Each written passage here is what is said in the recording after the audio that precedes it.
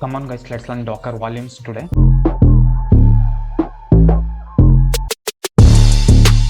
We know Docker image consists of source code as well as dependencies, and image is read only and locked. So every time source code changes, you have to build a new image. Then from that new image, you are going to create a new container.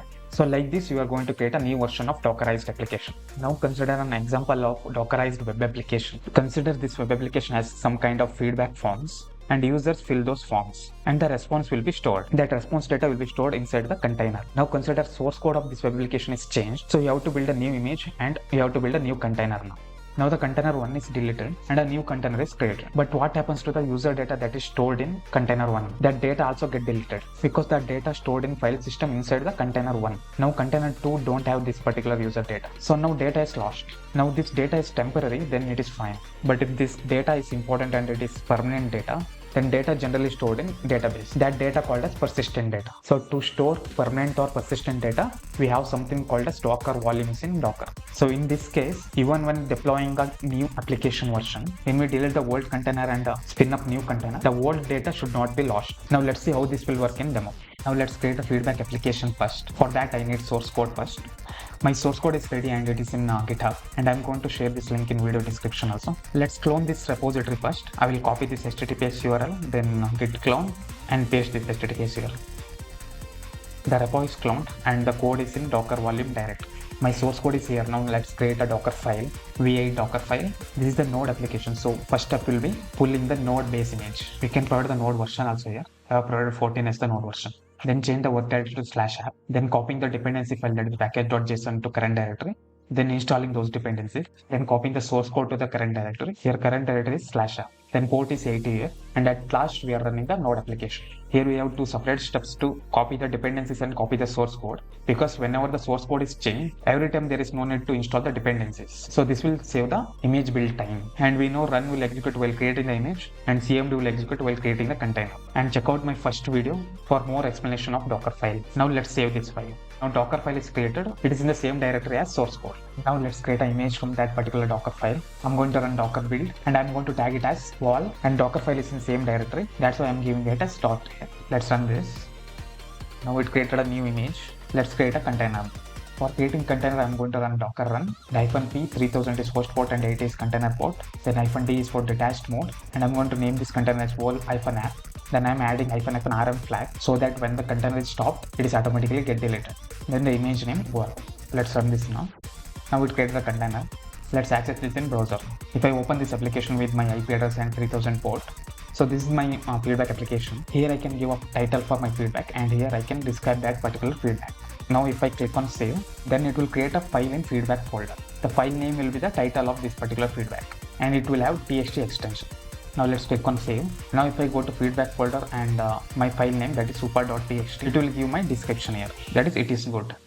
So here user feedback is saved in a particular file. Now what happens when the new application version is deployed? It means it will delete this container and it will create a new container, right? Now let's delete this container. Then we create a new container. Then see same feedback file is exists or not. Let's stop this container now. When I run this stop command, it will delete the container also because of this -rm flag. Now you can see there is no containers here. Now let's create a new container. Container is created. Now let's see whether the same file is exists or not. We got an error, cannot get this particular file. That means file is not there. So when the new container is created, the data is lost. We don't have the user response now. To solve this issue, we have Docker volumes. Let's see how it works now. Let's implement Docker volumes now. There are two types of Docker volumes. One is anonymous volume and the second one is named volumes. Let's first create an anonymous volume. For that, we have to add additional instruction in our Docker file. We have to add a volume instruction here and the directory, that is /app/feedback. Now let's save the Docker file. Now let me delete my previous container and previous image. Docker stop deleted my container. Now docker rm deleted my image also. Now let me build a new image from new Docker file. Now it created an image. Now let me create a container. Now it created container also. Now if I check that file, obviously that is not existing. Now let me create a new feedback. I have created feedback with the same title now. Let me save it. Once I clicked on the save, the app is crashed now. Let's check the logs and see what happened here. We got an error like cross device link is not permitted. So once we clicked on save button, first it will save the file in temp folder, then it will move the file to feedback folder. Now once I added volume instruction, we are receiving the error while moving the file. So to solve this, we can modify the code. We can modify the server.js file. Here instead of rename, we can use copy and unlink. So here instead of rename, I used copy file. Once I copy it to final path, then I delete or unlink the temp path. Copy and delete is nothing but move. Now let me save this file. So once the source code is modified, I have to build the image again. That is the rule. Before that, let me delete my container and the image. I have deleted my container and the image. Let me build a new image with new source code now. So new image is created now. Let me create a new container. So container also is created now. This is the previous page where app is crashed. Now let me refresh this. Now I have added the feedback and let me save this now. Now if I go to that particular file path, now it is not crashing. So content is saved here now. Now let me delete this container and see whether the data is persistent. Container is deleted. Now let me create a new container. New container is also created now. Now if I refresh this page, I still get this error. Then what's the point of adding volume? Do we know whether the volume is created or not? How to check? For that we have a command called as dockervolume, and we can add a ls also here. So we have one volume here. The volume name is some random name. We don't know the location or name of this particular volume. That is why it is called it as anonymous volume. Now this is of no use because data is not persisted here. Now let's create a named volume and see whether the data is persisted or not. And before that, let's clean up the container and image. Both the container and image is deleted now. First we will remove the volume instruction from the Docker file, then save the Docker file. Now let's create a new image. Now let's create a container with the same command but with additional flag, that is -v or -volume flag.